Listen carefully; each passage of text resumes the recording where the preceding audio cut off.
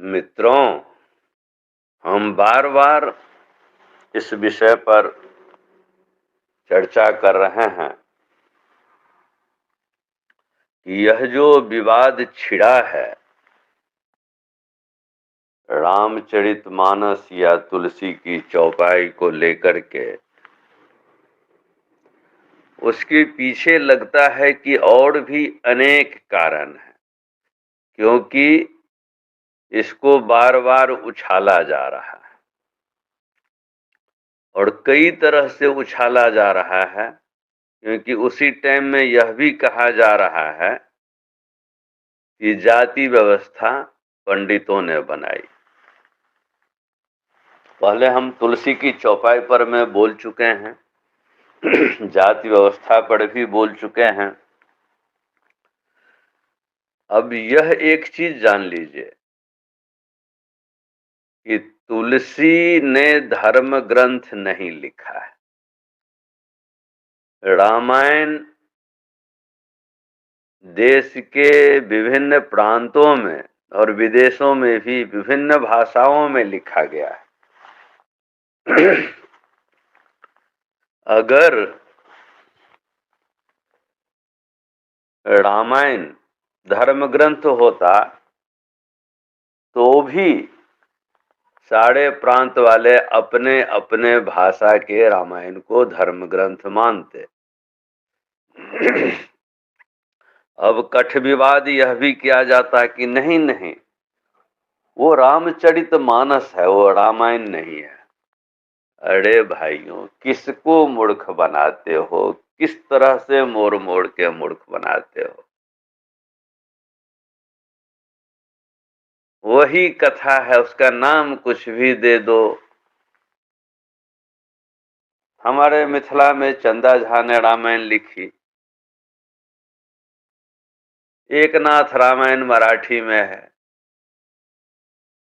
कंब रामायण तमिल में है, कीर्तिवास रामायण बंगला में है, रंगनाथ रामायण तेलुगु में है और जाने कहां कहां और कितने भाषाओं में है। कहीं भी उसको धर्म ग्रंथ बनाने की ये नहीं हो रही।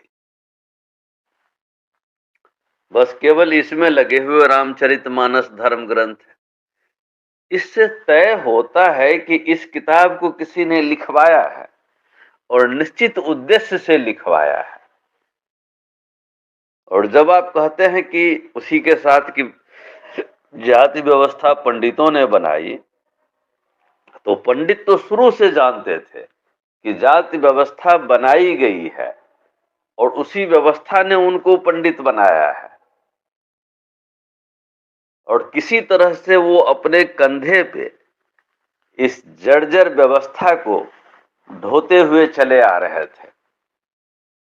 आज अगर पंडितों को या ब्राह्मणों को निशाने पर लगाया जाएगा तो यह राज भी खुलेगा और तब सारा खुल जाएगा, गिटगिट की तरह बदलता हुआ रंग भी। क्योंकि कई बात है, मैंने कहा है कि बात चलेगी तो बहुत दूर तक जाएगी। अब सवाल उठता है कि गीता प्रेस गोरखपुर ने जो तारना, इतनी जल्दी तारना शब्द का अर्थ बदल दिया, यह निर्देश किसने दिया गीता प्रेस गोरखपुर को? तय है कि गीता प्रेस गोरखपुर भी उन्हीं शक्तियों से संचालित हो रहा है जो देश को खंड पखंड करने में लगे हुए हैं, खंड खंड तोड़ने में लगे हुए हैं। ये कोई अखंड की बात नहीं है, खंड खंड भारत हो रहा है।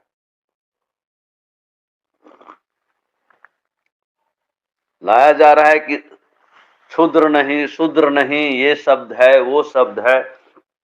ये सारी चीजें सब जानते हैं कि व्यास का नाम देकर के लोगों से लिखवाया गया और संघ के बिहारों में, बौद्ध संघ के बिहारों में यह सब किताब लिखवाया गया था।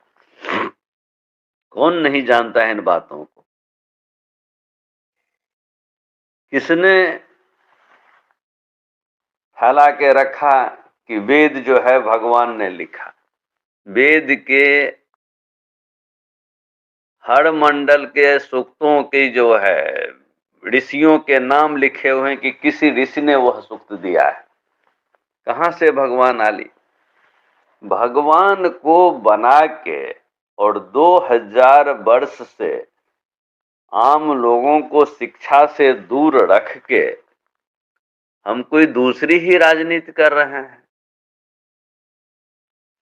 और फिर उस दुर्गंध युक्त ढांचे को सनातन धर्म बोल रहे हैं। अरे सनातन धर्म तो हृदय परिवर्तन का धर्म है। यह तो विचार को बदलता है, भाव को बदलता है। इसको तलवार नहीं चाहिए, इसको आस्था नहीं चाहिए, यह किसी परंपरा का मोहताज नहीं है। यह सहज स्वीकार होते कर लेने वाली चीज है। सूरज निकलता है, उसको किसके सहारे की जरूरत है?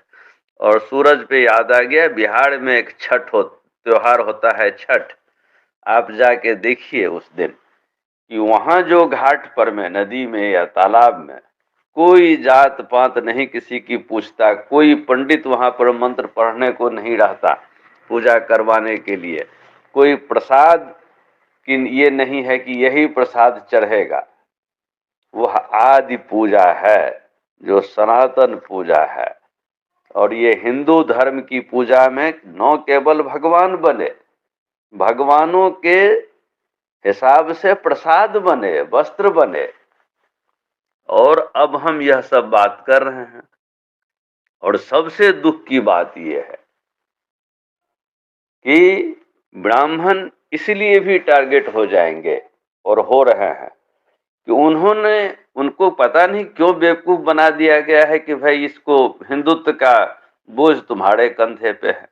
पेट में रोटी नहीं है, फुदकते फिर रहे हैं जय परशुराम कहते हुए, हिंदुत्व का बोझ लिए हुए। अरे भाई किसने आपको बनाया हिंदुत्व के सेना का महावीर? आपको तो अग्निवीर बनाया जा रहा है।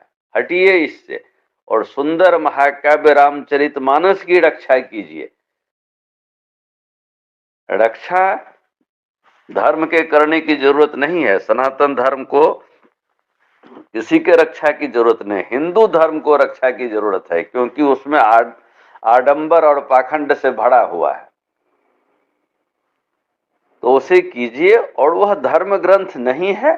इस चीज को रुकवाइए, विवाद को। और जो बार बार हो रहा है वह केवल समाज को बांटने के लिए हो रहा है।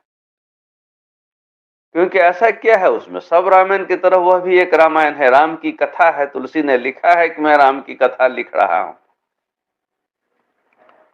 और कौन से राम क्या सब कुछ लिखा है।